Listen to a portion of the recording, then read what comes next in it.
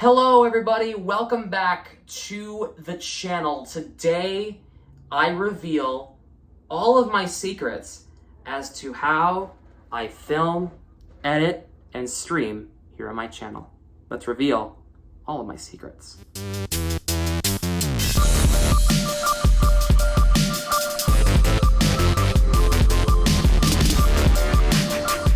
First of all, if you've never seen me before, my name's Sam, and I'm a sports content creator here on YouTube. I usually do hockey, but I've dipped my toes into basketball, baseball, and football before. I go live on YouTube pretty often for NHL games, NBA I've done, MLB I've done, and NFL I've done here on the channel, but I mainly stick to hockey because that is my forte. So I'd really be happy if you guys would subscribe to the channel and make sure you turn on your post notifications as well and like the video. It would mean a lot. You may think my videos are very professional and very well edited, and I appreciate that. But today I reveal how I do all that, and let's just get into this, man. Let's do this. Okay, so how do I film my videos? Well, I like to approach things a little bit differently. I record as I go. So if I come up with an idea, I do it on the spot and I just keep going. I don't like plan stuff out. I don't do stuff like that because I feel like it's a little too robotic. I want it to seem genuine and real and natural. So that's why I don't really plan a whole lot out. I have like a basic concept of what I want to do, which is kind of what I'm doing with this video. So I'm going to keep going as I go along with this. So I do not have a camera, which sucks. I hope to get one soon, maybe this summer. I can hopefully get a camera. That would be great. So I can edit professional footage for you. Because currently, you're watching this from my phone. I'm filming this on my phone. My iPhone 13 Pro, which films in 4K, and that's great. But the problem is, it doesn't look great. It's like not professional. Yeah, I have filmed on my computer before, which is a MacBook Pro 13-inch with a touch bar. I know they might be discontinuing the touch bar, but I have that and it works fine for me. I suggest if you want to get a good laptop, get a MacBook. They are pricey, but it's worth it because you will be able to have lots of storage on there so you can film years of videos on there. While filming, sometimes I do use a webcam. It's a 1080p webcam. I forget the brand of it off the top of my head. I got it on Amazon for like 20 bucks. It's nothing special. It's nothing crazy. It's just a very simple webcam.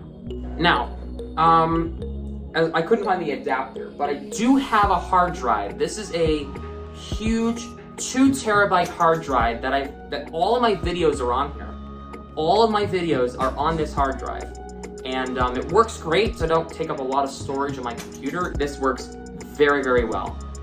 Definitely suggest getting a hard drive. This will have years of my videos on this thing. Years.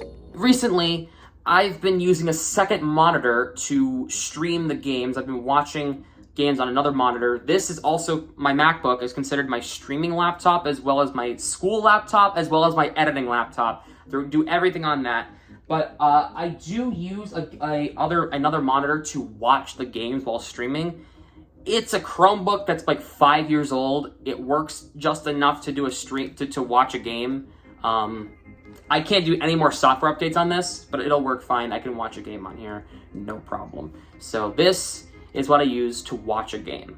Okay, so now that we've been through that, here is how I edit my videos. A lot of people have asked me how I edit my videos, and I'm gonna break that down right now. So I use Final Cut Pro as my editing software. It is exclusive to Apple. It works really, really well. I took a video production class in high school, so I took it for 3 years, so I know how to edit a video very, very well.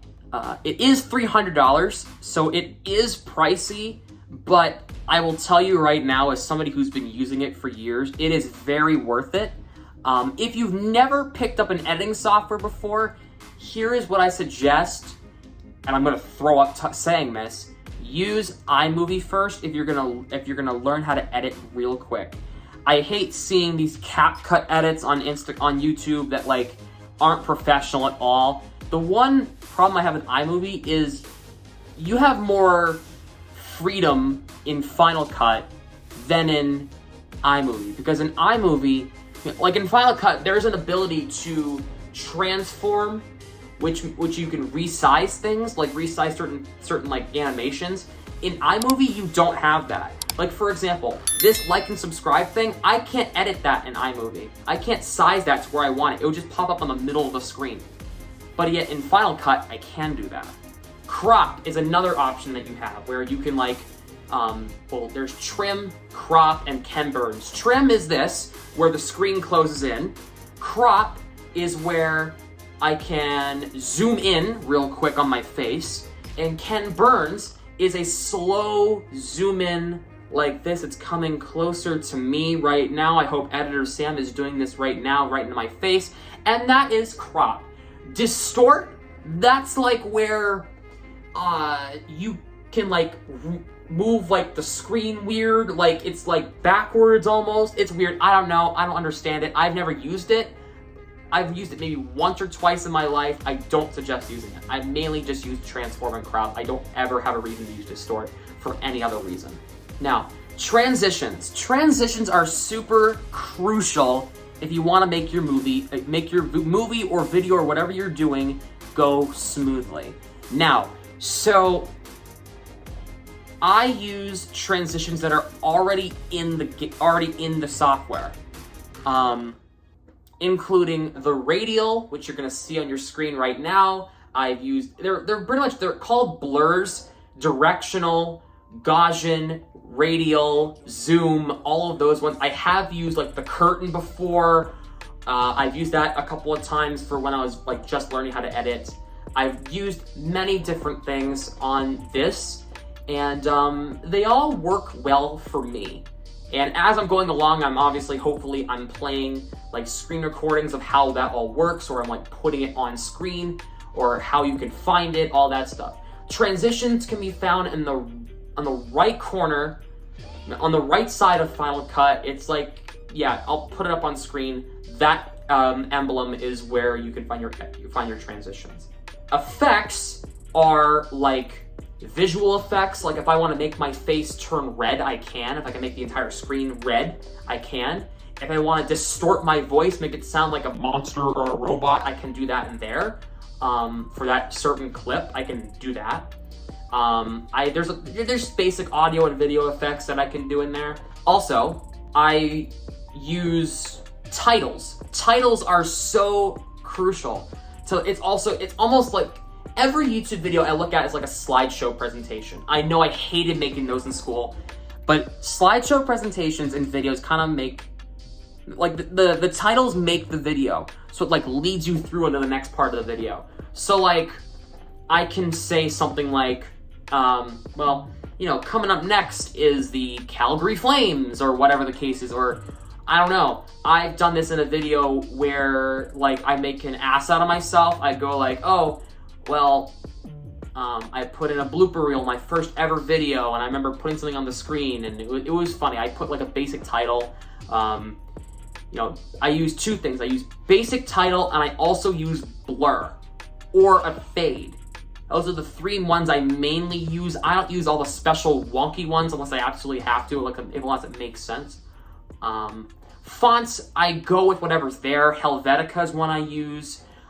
In my thumbnails, I do have sometimes used something called Inter UI. If I see a nice font, I'm going to use it as long as it looks right and I can read it. One rule of thumb, please do not use cursive in your videos. Please use standard print. I do not like reading cursive. I can't read cursive too well. I can write cursive pretty well. I can't read it. I don't know why. It looks like gibberish to me. So please avoid using cursive in your thumbnails and in your videos. That is a rule of thumb for somebody who took video for 3 years. Do not put cursive in your videos. End of story. Okay? You know, I've done opacity changes for certain things. That makes like things fade to black. That's an opacity change. Like if it's at 100, that means it looks like this. If it's fading to 0, that means that it's starting to fade to black. That's what that's called. So that is how I edit my videos. Here is my suggestion. Do not sit for a long time editing the same thing. Please take breaks. Somebody who's done YouTube for a long time, somebody who has been in the editing game for years, please do not do all your editing in one sitting. Go for a walk. Do a jog around your house. Go get something to eat. Go get something to drink. Take a break. Please, because I don't want you losing your marbles. Lose my marbles! Like I have before in just editing for 2 or 3 hours for a 10-minute video. Don't do that, please. Okay, this is where it gets really, really fun. How in the world do I stream my live stream? How do I go live on YouTube? Live streaming has been a very a large reason why I've grown here on YouTube to almost 600 subscribers as of the recording of this video. I use Streamlabs desktop, Streamlabs OBS, whatever you want to call it. That's what I use to stream on YouTube. I do hockey commentary on YouTube, as pretty much everybody that's watching this knows. So how in the world do I do that? How do I make it look like one of the most professional sports streams on YouTube, which is like what I take pride in, by the way. How do I do that? So I'm looking at my Streamlabs right now to help me out. So my scoreboard. How do I make my scoreboard? Because people always give me very well done. People give me tell me a good job for how I make my scoreboard, and always ask how.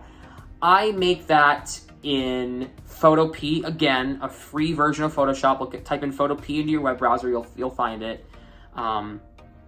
It's literally 3 squares. It's 2 squares and a rectangle. That's it. The 2 colors of the 2 teams that are playing, and the white triangle, the white rectangle for the period or whatever it is, or the quarter or whatever, the inning, I don't know. But that is how I do that. It's very simple. It's not that big of a deal. Yeah, so I use Streamlabs to stream on YouTube. It works well for me. It's done wonders for me now, and it just really works well for me, my YouTube. It's worked well for everybody else, and that's what I do use for streaming. I use Streamlabs OBS. There is a paid version. I use the free version, and it works perfectly fine with me. I don't have any problems with it whatsoever. And now, since this part of the video is over, let's go to your questions right now. Okay, so now it's time for the questions portion of this video, where you guys ask me some questions, and I'm going to answer them right now. The first question is, what is the most difficult part of editing? I could answer that many different ways. The first one being, sometimes a video didn't come out as you thought it would, and you were thinking a video was going to go a certain direction and it went another direction, and sometimes that can be frustrating, especially to a creator who's trying to make a really important or really big video, and sometimes it just didn't go the right way, or whatever the case may be. Another one being, it takes a long time. Usually videos for me take 2 to 3 hours to edit. If it's a big file, I'm very efficient at editing things, but sometimes if it's a certain video that I make and I edit and upload and stuff like that, it takes a long time. It does. It takes a while to get everything imported, make sure I make it, somewhat funny and somewhat entertaining, and it's a long process to edit. So there's many different routes I could go down, could go down, but that's the main 2. It's making sure a video comes out the way you want it, and it being funny and entertaining, and just trying to sit there for a long time. So I suggest taking breaks. The next one being, how did you get so comfortable in front of a camera? So again, I took a video production class in my high school, and that kind of helped me be more comfortable in front of the camera. I also just have learned to kind of make yourself treat it as if it's like an interview in a way. Try to, sound professional in a way, even though I'm definitely not professional. I try to look at it as I'm entertaining other people and I'm trying to portray my opinion to everybody else. That's how I look at it. So it's not that big of a deal for me. And it's just the more you do it, the more you get comfortable. So at first, my first video, this one right here, look at this clip. Hello everybody and welcome to my brand new YouTube channel. Look at how uncomfortable I was there. I was like very monotone, like, hey everybody, welcome back. Like that's not me anymore. I mean, now I'm very like open, like, hi, what's going on everybody? Welcome back to the channel. Like that's me. I'm not very monotone, very low voice. That's not me anymore. I just couldn't do that. So when did I start, or when did I get the idea anyway to become a streamer? So I was sitting there one day, I'm thinking to myself, it was about a month into my YouTube career, and I kind of, it was a month into my YouTube journey, and I was kind of thinking to myself, well, how come I couldn't tell the story of a hockey game if I was going to be like a hockey content creator, which is what I mainly am? How can I do that in more than just making predictions and not actually watching them, play out? So I actually just decided one day I was going to stream a video and stream a game, and it worked out. And I just kept doing it and doing it and doing it, and just people really started coming back, and I started growing a community. You guys keep coming back every stream, and it's so fun, dude. It's so fun to see the growth of my channel. And over the past, I think we're up to 18 months now. Like this is insane, and it's just so cool to see you guys keep coming back and just watching every video, every stream, and it's just so cool to build that small but happy community that I built for the past 18 months. So that's why I started, and that's why I'm still going. Another question that I received was, let me read this here. It was another question about editing. What edit style do you go for? So it really depends on what video it is. If I'm doing like a talking video, I'm gonna try to make it somewhat funny because I'm not gonna sit there for 20 minutes. And I know you guys won't sit there for 20 minutes and watch me just run my mouth. I know that, I'm not stupid. However, if I make it somewhat entertaining, I can try to, with funny sound effects, funny clips, funny zoom-ins, stuff like that, I can really make it somewhat funny. And just the titles are so important, transitions, anything to make the video look aesthetically pleasing or somewhat entertaining or funny. That's how I kind of go for it. Sam, have you thought about the word, music? Yeah, music means a lot.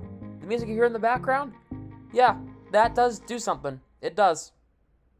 I did a few gaming videos. If I were to do something like that, that's a little more complicated, and I'm just trying to make sure it's focused on the game. That's why. So, it really depends on what video it is, but for the most part, I try to be somewhat entertaining and funny. That's why. That's what I usually do. There were last question that we're going to answer. We got a slew of questions, but the last one I'm going to get that I'm going to answer is, how did you know that broadcasting was your career path? And on a personal note, your streams have really helped me out. Well, thank you so much. I appreciate it. To whoever sent that in. But broadcasting, I learned from a very young age that was going to be my career path. I was, 6 or 7 years old, and I listened to the announcers. I listened to Jack Edwards and Doc Emmerich and John Forsland and those guys, and Dave Gosher, who used to be the radio guy for the Bruins, and now he's doing great stuff out in Vegas and stuff like that. But I used to listen to those guys, and I kind of took to them, and I was like, okay, I want to do that. Why can't I do that? And I started doing it. I remember 7 years old, I was in my elementary school, and I used to give the sports news over the school intercom, and people really liked it. They're like, okay, that's something different. They don't really, you know what I mean? That hadn't been done before. And then I remember I used to stand in front of the television like I do now, and just broadcast to nobody, and just commentate a random Bruins game, and it was so fun. That was what I did, and that's how I developed my passion. And I've kind of trying over the years to try to perfect my craft. And I'm not gonna be perfect, there's no such thing, but try to be as good as I can. And I've even looked back at my first stream that's available on YouTube, which is back in April of 2021 to now. And my broadcasting style has changed drastically. And it's for the better. it's probably for the better. And that is just, it's so cool to see the elevation. Yeah, that makes sense. The evolution of my broadcasting style.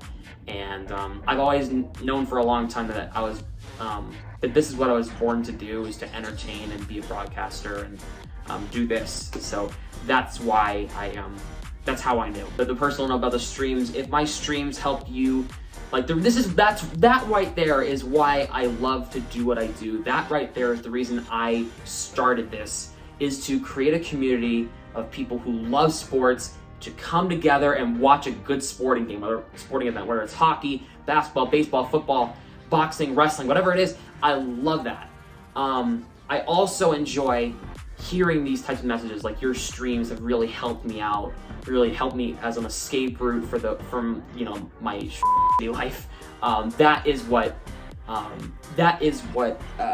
That's another reason why I started to do what I do. And that's right there. It's so cool to hear those stories that, like, I help you escape from what's going on in your life, in your personal life. I'm that person, and that is so awesome to hear, and that means a lot. So if I've helped you in your personal lives in any way, in a positive note, it means the world to know that. And I always like to say, every day, my goal, and especially this is easy when I can do this, my goal is to make one person laugh every single day, at least one person. And I can successfully say for 18 months that I've done that successfully for 18 months straight, that I've made at least one person laugh every day. That is my job. My job right there is done. That's my purpose, is to make people laugh and smile and have a good time and enjoy sports. I think that is what I was born to do.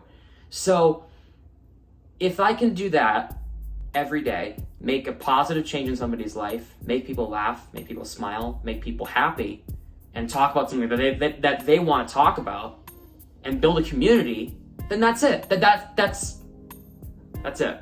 That's what I wanted, So that right there is why I started to do this. So again, if I've ever helped you out as an escape route from your personal life, so just wait and you can't wait for these streams to start or these videos to come out, it means the world. So thank you very much. All right, that is it for today's video. Thank you so much for watching. If you enjoyed, make sure to please smash the like button. Subscribe to the channel. Make sure you turn on your post notifications to get yourselves notified every single time I go live or upload here on the channel. Make sure to follow me on social media, Instagram and TikToks. Links down below in the description. It's also on your screen at samsmith.yt on those platforms. And if you liked what you saw, make sure to share this channel with your friends or family. And with that being said, thank you so much for watching, and I'll see you guys in the next video. Bye.